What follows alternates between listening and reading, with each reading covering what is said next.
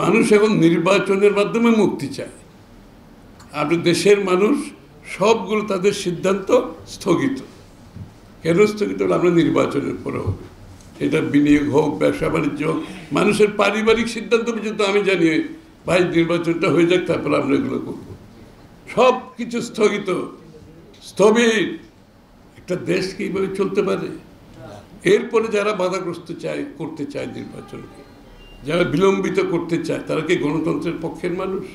বিশ্বাস করা যায়? আসলে কি ওদের মনের মধ্যে গণতন্ত্র আছে, না অন্য কোনো উদ্দেশ্য নিয়ে তারা রাজনীতিতে নেমেছে এই দলগুলো?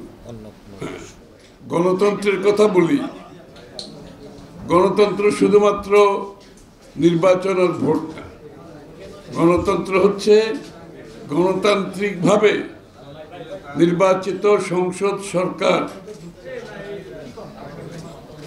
এবং বাংলাদেশের প্রতিষ্ঠানগুলো যদি সঠিকভাবে না চলে, গণতন্ত্র কাজ করে না।